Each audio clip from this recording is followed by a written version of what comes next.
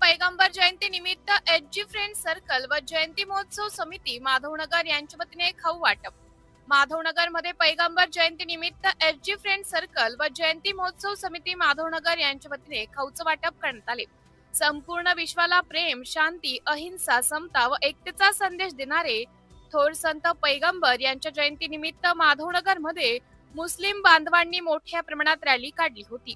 त्या रॅलीचं स्वागत माधवनगर जयंती महोत्सव समिती, एचजी फ्रेंड्स सर्कल तसेच फुले शाहू आंबेडकर विचारधारा व चळवळीचे पदाधिकारी यांच्या संयुक्त विद्यमानाने रॅलीतील लहान मुलांना फळे, गोड मिठाई व इतर खाद्यपदार्थ वाटप करण्यात आले।